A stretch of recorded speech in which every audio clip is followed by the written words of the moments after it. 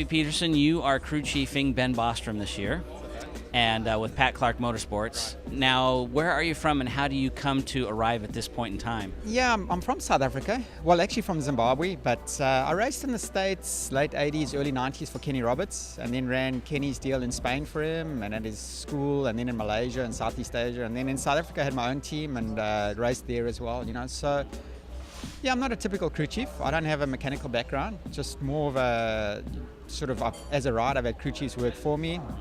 And then as a team owner, I've had crew chiefs working below me, So it's something new for me and finding my way.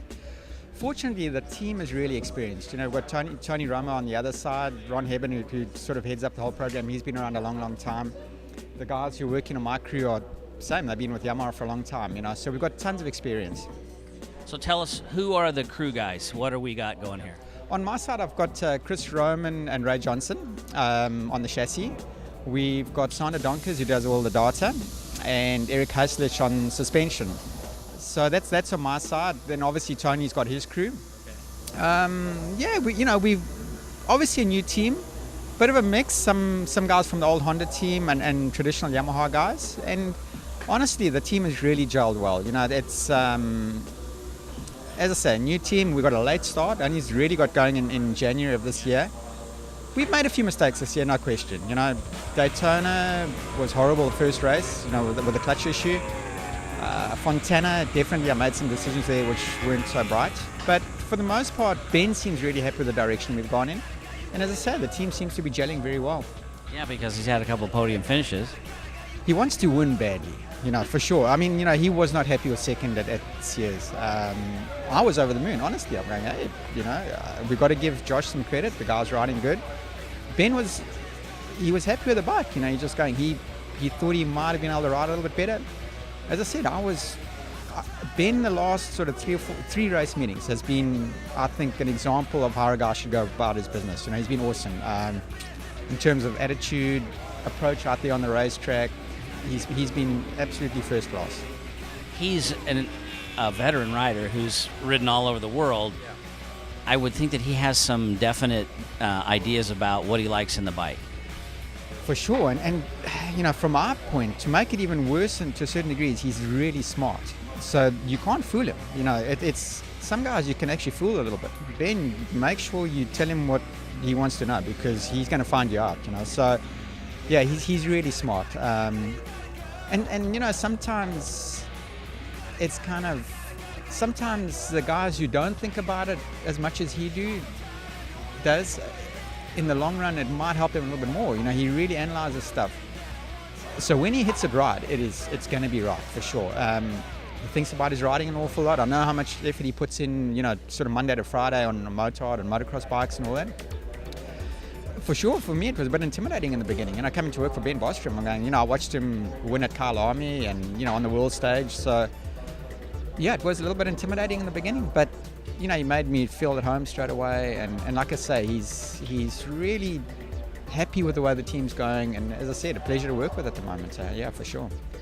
All right, last question about the bikes. You've come from Infineon, which is extremely up and down, point and shoot and that kind of stuff. And now you've got endless straightaways. Are there any major changes you make to the bike to cope with this? Yeah, no question. And we are struggling a little bit to find that at the moment. Yesterday, we struggled with some issues. Infineon, the guys had a really good base from last year already. So that was easy for us.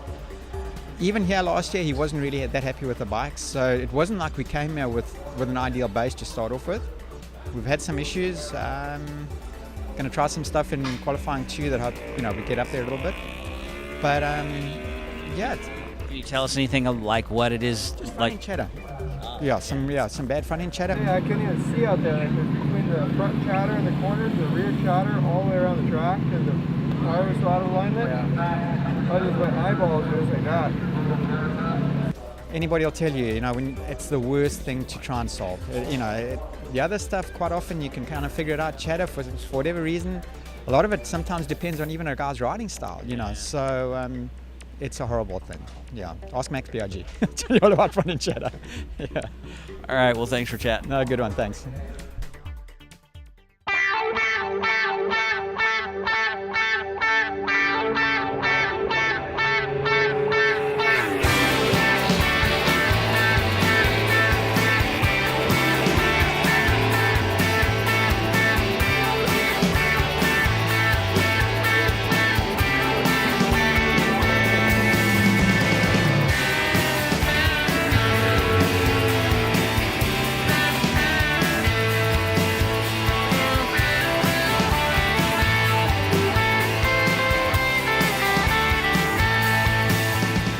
Bob Reichman, you are with Chris Clark on Chris Clark's bike.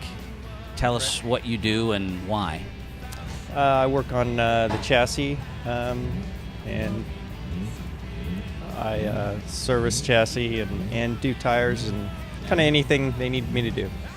So when it's chassis, that's everything but the motor and the transmission, so you're making sure that the handlebars work right and the forks are where they're supposed to be, that kind of stuff? Yeah, just the crew chief will call out settings, and we will change the shock and fork settings for them. Mainly not doing internal stuff, but just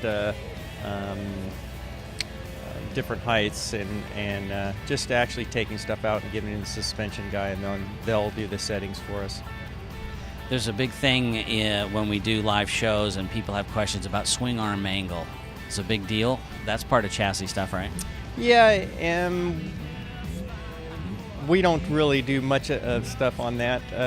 Our suspension guy does, pretty much all the figuring on that. He's got a program that he uses for setting that.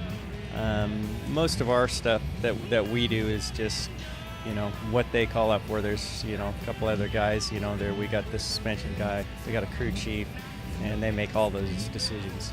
And then you execute what it is they're asking for. Yes.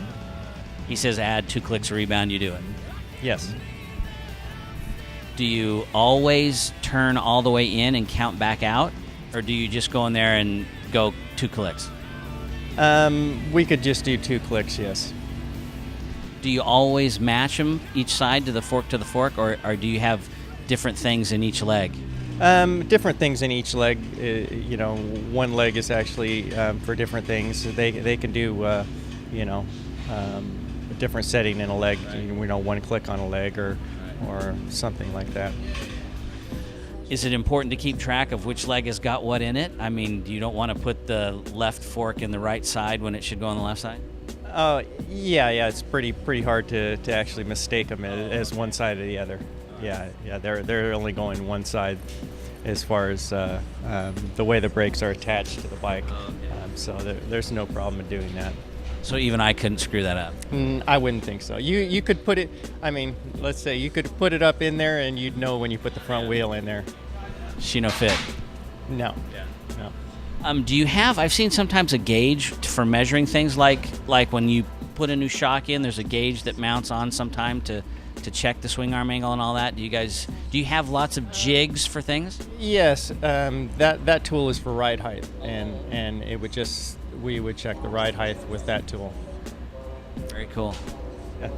Well, thanks for sharing. Thank you.